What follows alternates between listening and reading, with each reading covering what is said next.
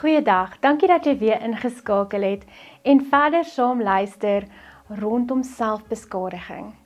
Soos met alles in die lewe is daar 'n siklus wat plaasvind. Op skool leer ons van die watersiklus, die siklus van die padda en dan die siklus waarmee ons besig is, die lewe. Met selfbeskadiging is daar ook natuurlik 'n siklus wat plaasvind en ons gaan vandag 'n bietjie dieper kyk daarna sodat jy dieper verstaan het wat dalk mag gebeur. Kom ons kyk gou na hierdie siklus. Soos jy kan sien, vind emosionele lyding eerste plaas.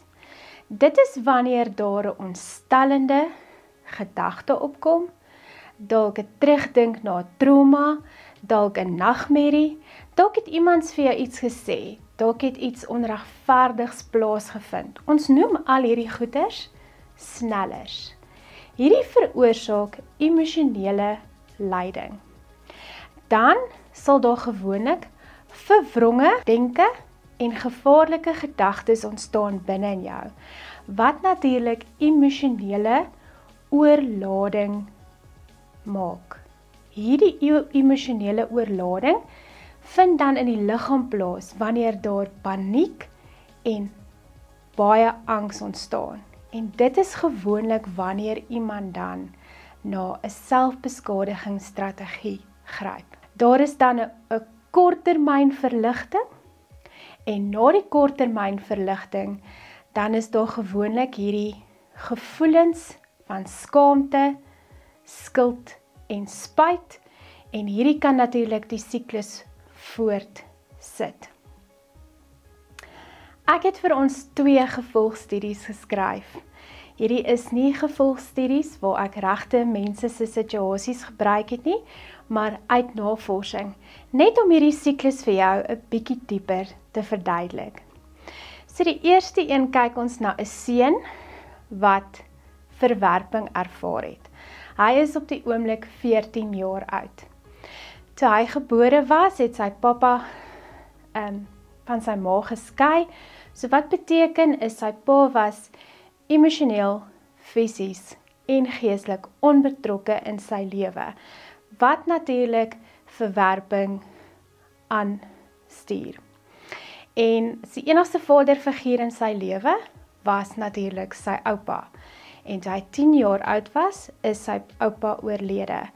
En hierdie ondersteuningspilaar van sy lewe het gemaak dat hy nog steeds verwerping beleef. Op die ouderdom van 12 het hy in 'n groep by die skool by 'n groep seuns aangesluit en hy het gesukkel om aan te pas en hy's natuurlik geboelie. So hierdie sneller van verwerping maak dat hy erge emosionele lyding beleef wanneer hy natuurlik alleen by die huis is. Mamma werk, sy moet sy 2 werke want sy moet hulle finansiëel aan die gang hou. En wanneer hy alleen is, dan kom hierdie gedagtes op van ek pas nêrens in nie, ek het niemand om te praat nie, ek is alleen. Hierdie maak dat hy vreeslik angstig raak. En omdat hy alleen is by die huis, gaan rook hy natuurlik skelm, maar dit bly nie net by die rook nie. Hy sal hom dan self met die sigaretstompie brand. Oralste op sy arms, op sy bors, op sy bobene. En dit sal vir hom 'n korttermynverligting gee van hierdie angstigheid. En dan, as hy so klaar is, dan word hy verskriklik skuldig. En hy skaam oor wat hy gedoen het, en dan sal hy sy tweede sigaret uithaal. En so herhaal hierdie siklus hom. 'n Tweede gevalstudie is 'n dogter van 17. Sy word groot in 'n Christenhuis, liefdevolle ouers. Sy is 'n uitblinker op skool, sport, kultuur en akademie. En ongelukkig gedurende Desember vakansie, toe breek sy haar enkel. En hierdie traumatiese insident het haar weggehou van die enigste geleentheid wat sy op skool sal hê om aan die netbal A-span te kon deelneem. Hierdie trauma geleentheid het ook gemaak dat sy weggehou is van die Gauteng kampioenskappe en ook die SA kampioenskap deelname. Hierdie traumatiese gevoel het vreeslik baie emosionele lading op haar gesit. Sy kon nie dit aanvaar wat met haar gebeur het nie. En sy het die heeltyd hierdie verwronge vraag gehad, hoekom het dit met my gebeur? Sy het nie hierdie trauma verwerk nie en dit het ongelukkig baie spanning en angs veroorsaak. En sy het dan haarself begin sny op die binnebeen. Dit was nie alleen die selfbeskadigende strategie nie, maar het sy toe haarself ook dieper in die boeke ingeslaan, wat gemaak het dat sy dan onttrek het van vriende, kultuuraktiwiteite en sosiale aktiwiteite. En natuurlik hierdie gedrag het ook 'n skuld en skaamte effek gehad, wat dan natuurlik baie meer eensamer gemaak het. En so het hierdie siklus in haar lewe ook herhaal. Selfbeskadiging is vir party mense 'n normale manier om met die lewe om te gaan en om die lewe te hanteer. Maar wanneer selfbeskadiging in oormaat is of oorbeheers is, kan daar natuurlik 'n klomp langtermyn gevolge wees. En die eerste een wat ek aan jou wil verduidelik, is wat met ons liggame gebeur. Nou, 'n onbeheerste selfbeseringsstrategie kan maak dat jy vir jouself 'n mediese noodgeval skep. Ja, jy kan opeindig in ongevalle.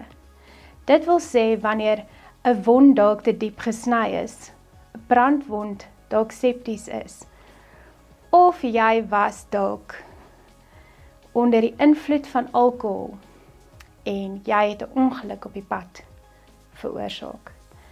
Ergens gaan onbeheerste selfbesering in ongevalle op land. Ons het geweet en ons weet nou dat selfbesering nie die doel is om selfmoord te pleeg nie.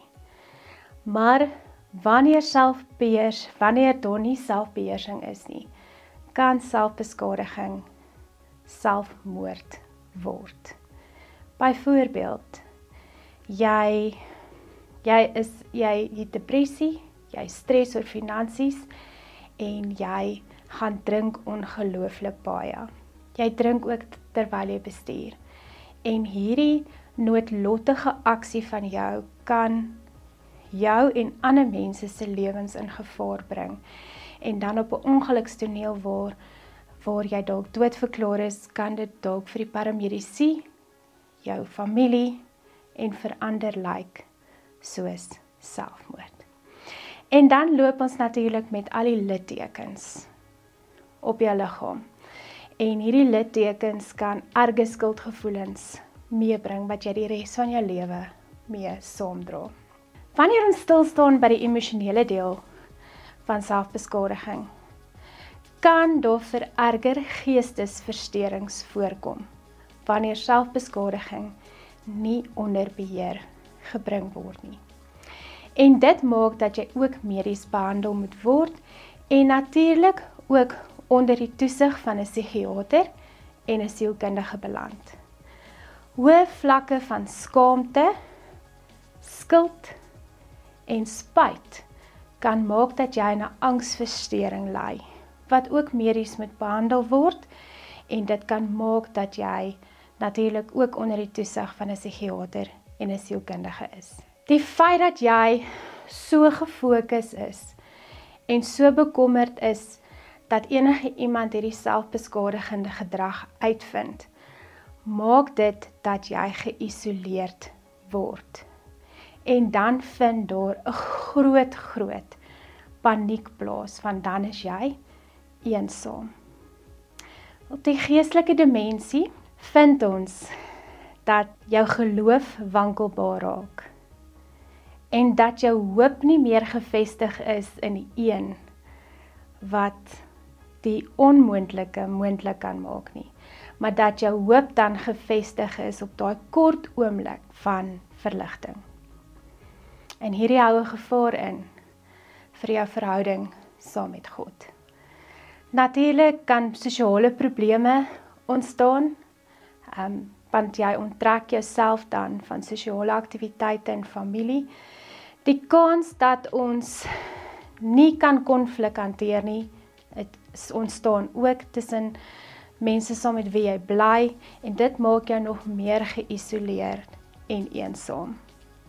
En hulle sê, die grootste vyand vir verhoudings is 'n minderwaardigheidskompleks of selfkritiek.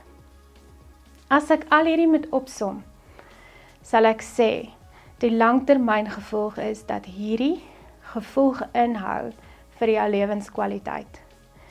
Die rede daarvoor is dat jy dan nie emosioneel en geestelik kan groei nie.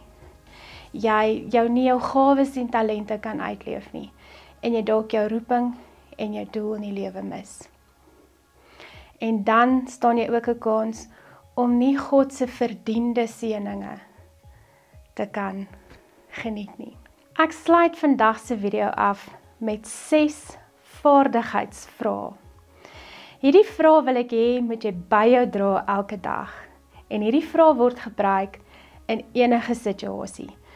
Of dit nou is of jy besluit moet neem, of hoe jy optree, of dalk wanneer jy selfbeskadiging doen. Hierdie vaardigheidsvrae sluit in by wat Ronel môre met ons gaan deel, rondom die hantering van hierdie snellers en hanteringsvaardighede indien jy jouself beskadig. Die vraag wat jy moet onthou is dit nodig? Is dit waar? Gaan dit skade doen? Gaan dit skade doen aan my verhouding met God? Gaan dit skade doen aan my verhouding met mense om my? Gaan dit skade doen aan myself? Ons gesels môre verder.